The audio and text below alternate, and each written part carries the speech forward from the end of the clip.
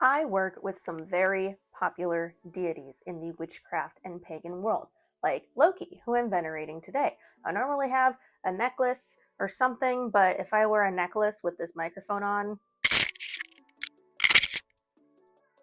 doesn't work. I also work with Lilith, who is incredibly popular, and other deities or entities like Hecate and Lucifer have taken the witchcraft and pagan world by storm. But I also work with some lesser known and damn near forgotten deities like Asherah and Sophia. Of course, they're not completely forgotten about. If you can find information about a deity on Google, they're obviously not completely forgotten about, right? But they're lesser known, and I'm very passionate about telling their stories. But there are so many other pantheons and cultures around the world whose deities have been lost to time. I'm using phrases like that and forgotten very loosely because, as I said, you can find info about them, they're not forgotten about completely. But I mean, in terms of them not being as popular in the witchcraft world as, say, Loki, a lot of these deities that I'll get to in a moment, I had never even heard of. You could say that, yeah, they're forgotten. Because I'm really passionate in talking about my forgotten deities in my practice, I figured there would be lots of other people out there who would be passionate about bringing these lesser known deities to light. So I made a TikTok asking you all to tell me about some lesser known or forgotten deities that you would like me to talk about. That video received over 800 comments at the time of me filming this. And granted, there was some overlap between deities, but still, literally hundreds of deities were mentioned. So I think I'm going to make this into a bit of a series, where in each video I talk about a handful of different deities from different pantheons. In a way, it's cool because now if I'm ever stumped for a video, I can just go back to the comment section in that video, or the comment sections here, I'm sure, and film a Forgotten Deities video. But it's also sad to think about how there's that many deities who just aren't that well known. So I'm really excited to get to talk about them and their stories, and perhaps even attract some new devotees to them. I'm going to be talking about the very baseline things about these deities, though. As you know, when it comes to deity work, you have to do a lot of the research yourself and getting to know them, developing your own UPGs yourself. And if you want some more information on that specifically, I do have a video about deity work on. And I also wrote a deity work guide where I basically walk you through how to approach a deity, how to know if they're reaching out to you, what the difference is between work and worship, and how in some pantheons there's a little bit of overlap, and all the most asked questions that I tend to get about deity work. So you can find the written and audio version of that guide below. Just be sure to read the description. It's part of my Patreon, but you do not have to be subscribed to the Patreon in order to get it. It is accessible to everyone. But if you use an iOS device and go through the Patreon app in order to get the guide, it's going to try to charge you more, which is dumb. So just be sure to read the product description, and I will tell you how to not be charged extra. So with that, I picked 10 deities for this video out of that comment section. So if you see me like glancing down, I'm looking at notes. And we're gonna, like I said, pick a handful of deities each time we do a video like this. If 10 ends up being way too long, I'll do less next time. We're just gonna kind of play around with this a bit. But each time we do this, we're going to discuss who the deity is, their associations and correspondences, things that we can offer them, what they can help us with. I'm also trying to stick to what I know to be open pantheons, just because, like I said, this is for the purpose of helping people to discover new deities that they themselves might want to approach. So I'm trying to stick with open pantheons. However, if I'm ever wrong, like if I mention a pantheon that I believe to be open but ends up actually being closed, please let me know. And if nothing else, it is okay to learn about closed practices and deities as long as we don't partake in them ourselves. And again, this is just a basic overview. If you want to start working with a deity on this list, if you feel drawn to them, you got to do a bit more of the work yourself too. But okay, let's get on with it. In no particular order, here are the deities we're going to discuss today. If I pronounce any of these wrong, I'm sorry. First, we have Mari of the Basque Pantheon. It's probably actually pronounced Mari, if I had to guess. I had never heard of Basque country until looking into doing research for this video. Basque country is an autonomous community in Spain, which is why I say her name is probably pronounced Mari. But Mari is the main goddess of the Basque pantheon, and she is said to live on the eastern slope of Mount Anboto. And she is sort of a Mother Earth goddess to the pantheon. She is married to the god Sugar, who I believe takes on the form of a snake or a serpent, which is really interesting, and she is heavily associated with the weather. She is said to live in caves, and which cave she lives in, like she goes around different caves, and which cave she lives in determines wet versus dry weather.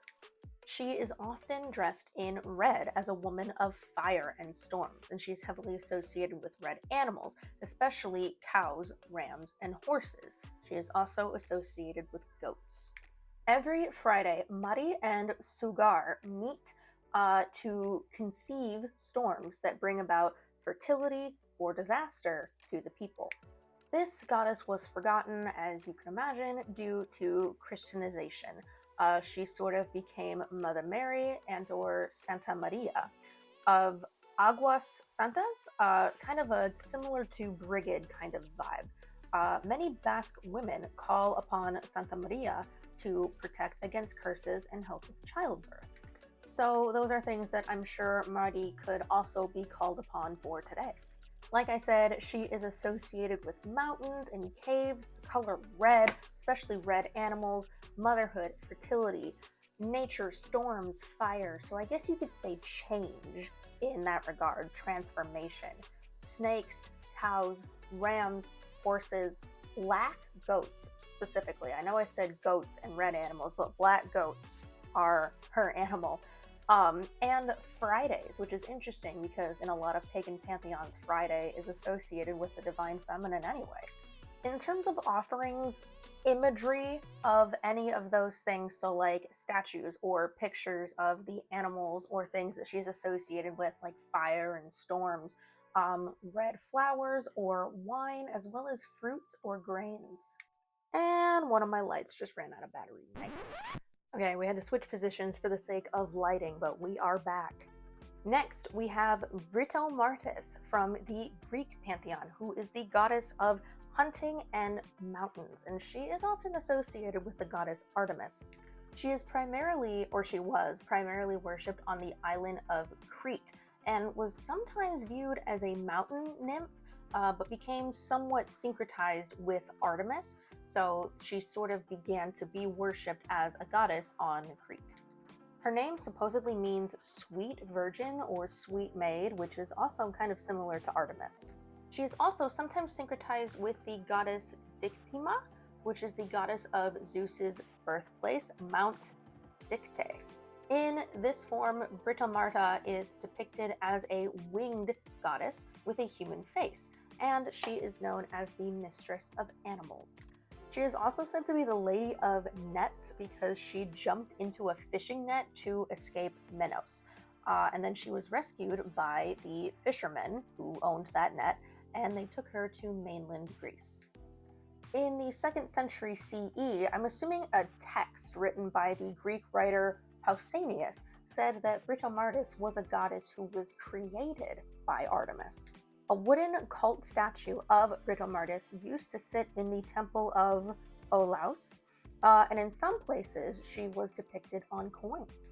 And her temples were said to be guarded by ferocious dogs stronger than bears.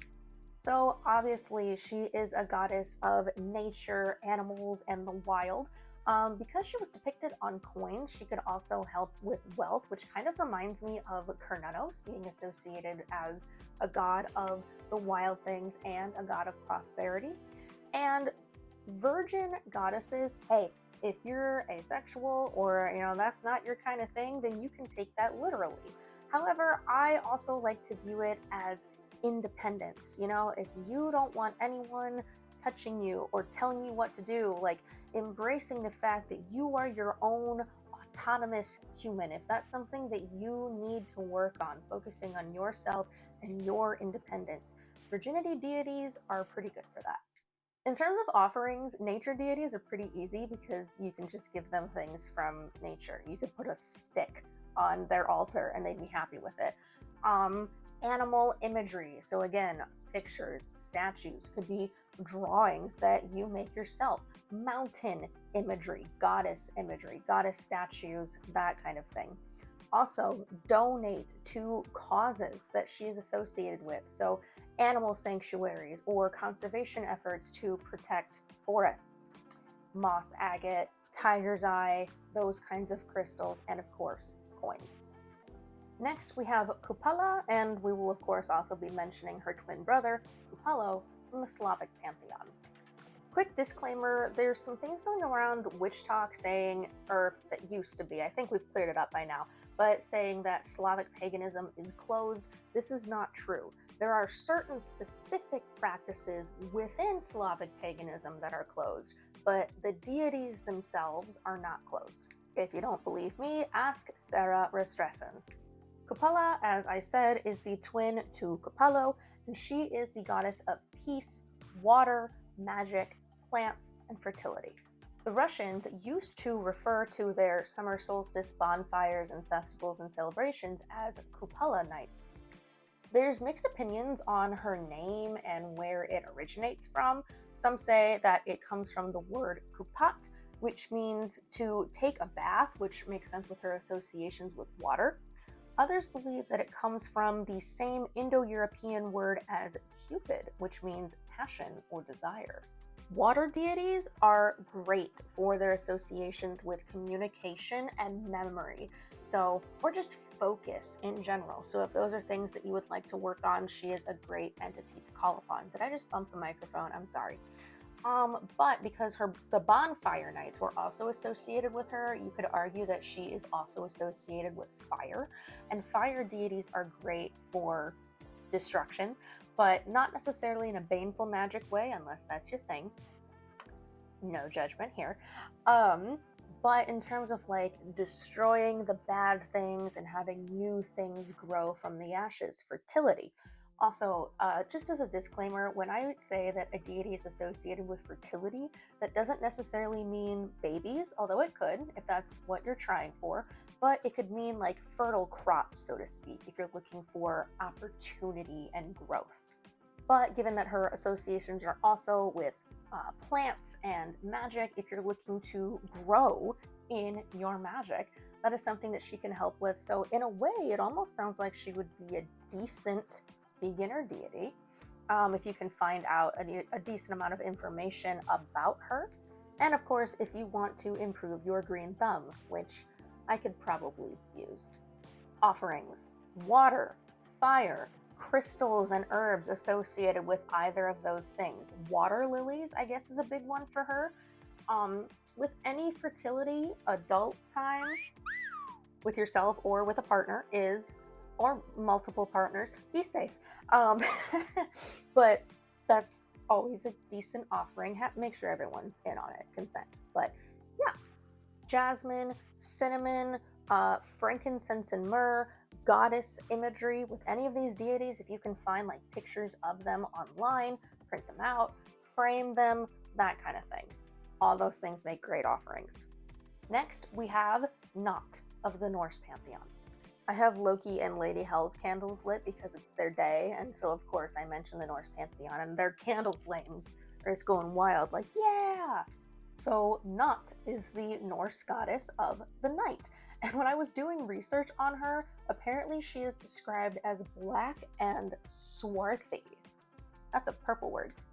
And she has 3 sons, I believe with 3 different husbands as well. So there's Aud, the son with her first husband Nalgulfar, Yari, her daughter with Anar, who may have been a dwarf, and Dag, her son with Delling, god of the day. It is said that Odin sent Nott to spin around the earth, so that was the North explanation for the cycles of day and night, And by the other gods, she is referred to as darkness, the masker of mighty powers. She is the joy of sleep by the elves, unlight by the Jotun, and the dwarves call her Dream Norn, or Dream Goddess. Any night deity is going to be great for helping you with shadow work. Also trauma work. By the way, when it comes to like trauma work, shadow work, please also take like practical mental health things into account. Keep going to therapy, keep taking your medications.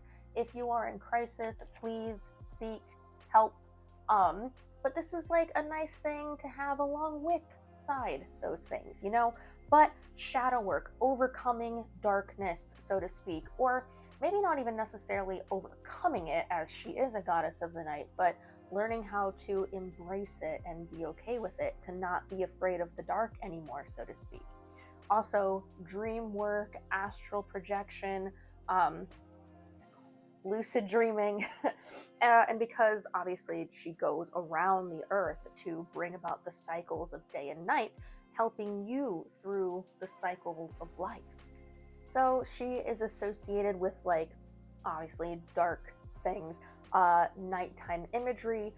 If you have pictures of like the night sky and stars, black things, dark colors, lavender, mugwort, chamomile, herbs that tend to like make you sleepy, or teas associated with those things, amethyst, dark stones, crystals that are associated with sleep. What's it called? Blue goldstone is a good one because it looks like the night sky, things of that nature. Next, we have Nehelenia of the Dutch Pantheon, which I did not know was a thing until I saw it in the comments of this video that I asked people to comment on. She may perhaps also be a Germanic or Celtic goddess. There's probably some overlap. And scholarly knowledge of her dates back to the 2nd century BCE. Artwork and altars of her depict her as being surrounded by dogs and sometimes carrying a basket of apples, as well as bread. What did I write there? Bread. I don't know what else I put there. And ship parts. I think I meant to say bread loaves. Bread. The origins of her name are uncertain. Some say it could be from the Indo-European words meaning to lead, or Welsh words that mean sea of salt. She is usually portrayed with marine imagery as well, and is attributed to trading, shipping, and perhaps horticulture and fertility. She is also shown to be a young woman with a small cloak over her shoulders and chest. She is also believed to have potentially been a sort of mother goddess, and the dogs that she is usually seen with are probably greyhounds. Most notably, the Morini, who lived on the North Sea, worshipped Nehelenia, but so did many other cultures. As a marine deity, again, water deities, great for communication and memory, so these are things that she can help us with. Fertility in all facets, as I said. Because of her associations with trading, she is really good for business. So if you're having troubles with your career or looking for prosperity, she's a great deity for that, as well as motherhood and animals. Offerings, marine or nautical imagery, apples, dog imagery, adult time, just hard work in general. Donate to animals, donate to conservation efforts that protect the ocean, donate to dog shelters, volunteer at a dog shelter type thing. Ooh, and aquamarine is a great crystal for water deities, and sea glass. Next we have Artio, or potentially Artio, because letters are weird, but I'm gonna go with Artio, from the Gaulish Pantheon. Artio is a Celtic bear goddess, and her name comes from the Gaulish word artos, which means bear. There's evidence of worship of Artio in France, Switzerland, and Germany. There is an engraved statue in Switzerland of a young woman feeding a bear with fruit in her lap that is believed to be Artio. She is the patroness of hunters and the protector of bears, obviously. She was also a general goddess of the wild things. Spring awakens her from hibernation to share fruit from her storehouse. Springtime goddesses are also typically associated with abundance and fertility. Paintings with her of baby bears have also been seen, and they indicate motherhood and protection, the mama bear archetype, so to speak. The idea is that bears hibernate while pregnant, I believe, and then give birth in the spring. What's really cool is there is an ancient text that is just referred to today as the Old Europe script, dated around 6,000 years ago, that mentions the bear goddess. That is probably Artio. So this is a very ancient deity. Gaulish deities like Cernunnos has origins in the Gaulish Pantheon, that culture, even though today he's kind of considered a Celtic deity. Those deities are old. In Northern Europe, bears were also associated with shapeshifting, and shapeshifting deities are really fun. I know because I work with a couple, Asmodeus and Loki, most notably. They're great for glamour magic, but also great for transmutation and just going through the transformations and changes of life. So Artio can assist us with transformation, as well as protection, motherhood, or parenthood in general, if that's something that you're going through or something that you want in the future. She also reminds us to rest, as hibernation is part of her nature. She is good for hunting, if that's something that you do, but also like going after things that you want to pursue, hunting for your dreams, your goals, so to speak. She is also good for rebirth, abundance, fertility, and nature in general. Offerings: bear imagery, fruit, things from nature, naturey crystals like moss agate, as we kind of discussed before. Donate to bear sanctuaries or organizations that help to protect them in their habitats. Take care of nature, pick up litter, things like that. Honey is a good offering, and because of honey, donate to conservation efforts to protect bees. Why did I reach over to stop my phone when I have a remote? I'm still getting used to this. Number 7, Boann, Irish, who is the goddess of the river Boann. I'm probably gonna get torn apart by the Irish viewers for these pronunciations. One of Boann's lovers is the Dagda, who famously is also a lover of the Morrigan, and her name is interpreted as White Cow. In one myth, Boann gets preggo with her son Angus as a result of an affair with the Dagda. To hide the pregnancy from her husband Elkmar, the Dagda casts a spell to make the sun stand still so that there was no passage of time. And that was the old Irish explanation for the solstice, the summer solstice, to be more specific. The sun's out for a long time. Yeah. Boann created the river Boann from a well that was said to be surrounded by 9 magical hazelnut trees. The hazelnuts would fall and be eaten by speckled salmon that I believe were living in the well. And Boann challenged the well by circling it, causing the waters to surge and overflow, forming the river. However, it is said that she lost her life in the flood. But again, as pagans, we don't take mythology literally. There are lots of people who worship dead gods, Norse pagans, for example. Apparently, her lapdog named Dibilla was also swept out to sea and split in half.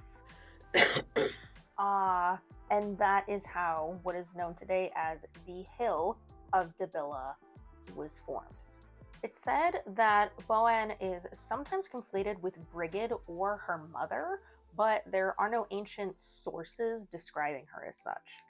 But as another water deity, she helps with communication and memory. I didn't do this on purpose, by the way, guys. I just chose random names off of the list of y'all that I didn't recognize, but we got a lot of water deities. So communication, memory, fertility, sexuality, wisdom, courage, sacrifice, not in the terms of actually sacrificing yourself or your dog, but you have to make sacrifices in order to get the things that you desire, type thing. And of course, nature and animals. Offerings, rivers, or water imagery. Obviously, you can't get an actual river and bring it to her, but if you can get a jar of river water and put it on the altar, hey, or just like pictures and stuff like that. Clean up rivers. If you live near a river and there's like litter and stuff, clean up around it, donate to conservation efforts. Also, salmon. I wouldn't recommend leaving raw fish out on an altar for too long, but like eat it in her honor, cook it, something like that. Hazelnuts, of course, goddess statues and imagery. Donate to causes that help dogs or animals in general. Putting in hard work to sacrifice something in order to get the things that you want, as well as jasmine and aquamarine. Anu, from the Sumerian Pantheon, and the first male deity on this list. Again, it was not on purpose to just choose a bunch of goddesses, I just chose names. Anu was the Sumerian sky god and the king of the gods in that pantheon. And yet, at first, his role was kind of passive and he wasn't very popularly worshipped for a long time. However, when the Seleucid Empire took over the area in what I believe is pronounced Uruk, Anu became a more active deity and was worshipped in the final centuries of ancient Mesopotamia. Most likely, Anu's wife was an earth goddess. We're not sure who exactly, but it was either he, Urash, or Antu, depending on what source you consult. Anu is also briefly mentioned in the Epic of Gilgamesh, and if you don't know what that is, it is an incredibly important text. It is the oldest written story that we have in complete form from beginning to end. So if you haven't read it, you should, especially if you work with any Sumerian or Mesopotamian deities. Anu's daughter in the story, Ishtar, persuades him to give her the bowl of heaven, as in the animal, the bowl of heaven, and she wants to send it to attack Gilgamesh. However, this incident results in the death of the bowl of heaven, and a leg is thrown at Ishtar. I'm assuming a leg of the bowl. I just read a summary. I read it in like one of my literature classes in college, but I don't remember whose leg it was. In the Hurrian myths about the god Kumarbi, who I have also never heard of, so perhaps I will feature him in another episode. But in the Hurrian myths about Kumarbi, Anu is the former ruler of the gods who was overthrown by Kumarbi because Kumarbi bit off Anu's eggplant. Yeah.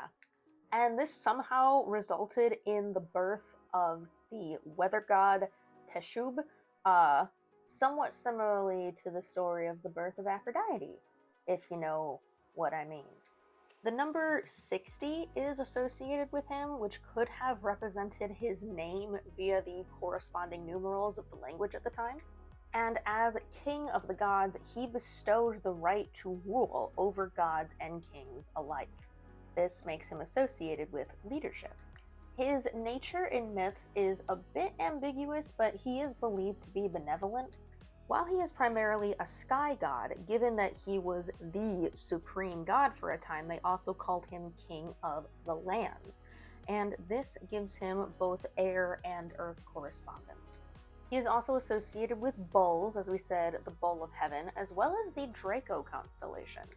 He is associated with the planets Saturn and Uranus, and typical leadership properties, as well as being a fatherly figure. As a god of the sky, the ancient Sumerians believed that rain was Anu's seed coming down to impregnate his consort, the goddess of the earth, and that's where like plants and stuff came from. So rain, so water correspondence to fertility, growth. Yeah. He would also judge crimes, but was fair, and again was portrayed as mostly benevolent, and was overall a very interesting and seemingly kind ruler god. So, bull imagery, rainwater, maybe try not to think about what it represents. Things from the land, sky imagery, taking on leadership roles, even if it scares you, especially, that is a great offering. I have to imagine there's conservation efforts out there to protect bulls. Donate to those causes. And anything that corresponds to the things that he represents. Number 9, Kalo, the Etruscan god of the underworld, who takes the form of a wolf. A lot of Etruscan myth has been lost, so this one was a bit harder. If you approach this deity, it's going to require a lot of divination on your part, doing communication, and a lot of UPG. He may have had a wife named Mlak-Thrana, and with time, Greek influence sort of warped Kalo into the god Eta, a man dressed in a wolf skin who was influenced by depictions of Hades, and his wife in turn became Persephone, influenced by Persephone. Apparently his cult was similar to the Roman cult of Lupercalia, so we can kind of use that to bounce some ideas off of what worship of him in ancient times may have been like. Also, I had also never heard of the Etruscan Pantheon before doing research for this video. I believe it is an area in Italy. But getting back to the similarities with Lupercalia, Lupercalia has a lot to do with fertility, if you know what I'm saying, but that again goes into honoring the cycles of life and death. The rites were often performed near or in a cave, and it would make sense that rites and rituals to Kalo would also be performed in caves, as Kalo takes on the form of a wolf. And in lots of cultures, various entrances to the underworld were in caves. Priests of Lupercalia also were referred to as Luperci? I'm sorry, but that word means brothers of the wolf. There were animal sacrifices made, as well as salted meal cakes. They would put blood on their foreheads and then cleanse themselves with milk, which was meant to make each other laugh. Sure. They would then take the pieces of the flayed animal skin and run naked with it anti-clockwise around a hill. Maybe not all of this applies to Kalo, but let's think about it. He's a wolf. Blood or associated things like bloodstone makes sense to associate that with a wolf-like deity and a death deity, as does meat and milk. So those things, other offerings, wolf imagery, donate to a wolf sanctuary, conservation efforts, things like that. Dark stones and plants, I would venture to guess, honoring the cycles of life and death, typical death deity influence in terms of transformation and change. But like I said, if you feel drawn to this deity, it will require a lot of divination and UPG on your part, so I wouldn't say this is a very good beginner deity, but a very interesting one nonetheless. And finally, Saulé from the Baltic Pantheon. Saulé is the Baltic sun goddess, but also the queen of heaven and earth. She is the first matriarch of the universe and the patroness of those less fortunate, especially orphans. She is mentioned in one of the oldest written sources on Lithuanian myth, and it says that a smith named Teliavelis made the sun and threw it into the sky, and there she was. A missionary in the 13 or 1400s named Jerome of Prague tried to Christianize Lithuania, and later recounted a myth of Saulé being kidnapped, and she was trapped in a tower by a powerful king and then rescued by a hero using a sledgehammer. Jerome of Prague claimed to have personally seen this hammer, which was supposedly venerated by the locals at the time. She is often depicted in silver and or gold and wearing a crown. She is also sometimes depicted wearing white or red for that fiery aspect of the sun. She is said to dance along hills and stones. Folklore says that she used to live in a silver gated castle at the end of the sea, or an island in the middle of the sea, depending on which source you consult.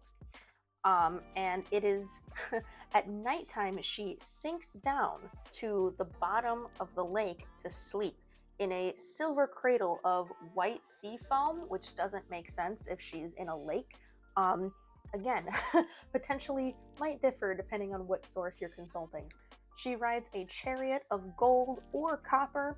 Her mythology is the typical like sun chasing the moon trope. Her husband is the moon, so they chase each other, thus the cycles of day and night. And she chases her husband with the chariot that she rides on that is pulled by horses, and other times she is depicted as being on a boat. Sometimes the chariot turns into a boat. Solar gods bring warmth and light into the darkness. She is associated with growth, of course, the divine feminine strength, unrelenting love for her husband to continue chasing after him for eternity. She is associated with leadership, motherhood, nature. Offerings to her would be solar imagery, Mother Earth imagery, corresponding colors that I mentioned previously, horse imagery, chariot imagery, donate to horse sanctuaries, conservation efforts, lunar imagery as well for her husband, sledgehammers if you have one, and as she is said to dance along hills and stones, dancing and music would also make great offerings. That's it for this list of forgotten deities. Who did you find the most interesting? Who did you feel the most drawn to? Do you feel like you might want to reach out to any of these deities or talk to other people about them? Let me know what you think if you want to explore any of them any further. I definitely want to continue with this as a series every few weeks, maybe post another Forgotten Deities video, so let me know what you think about that, and also let me know who I should talk about next. I have bookmarked the TikTok video that I made with like 800 comments on it, and it's growing. So last time I looked at it was yesterday. It had 842 comments, and maybe that will increase with time. But also let me know in YouTube comments if there's any lesser known deities that you want me to talk about another time. Again, take a look at the deity work guide that I have. I'll link that in the description. Look at my deity work 101 video. Check out my Patreon where you can get access to a patrons only Discord server, and we talk about deities and lots of other witchcraft related things all the time. And there's lots of other really cool fun things education wise having to do with witchcraft, paganism, Christian witchcraft, all over my Patreon. Be sure to take a look at my shop. Be sure to follow me on social media, especially the non-TikTok places, as we don't know what's gonna happen to TikTok coming up here soon. And be sure to watch my other videos, guys. I'm trying to get my watch hours up so that I can monetize YouTube. I understand the money's not what matters, but we don't know what's going on with TikTok, and AdSense on here is a lot better. So subscribe. Let me know what you want me to talk about next, whether it's forgotten deities or just other YouTube subjects in general. And I will see you guys next time. Bye.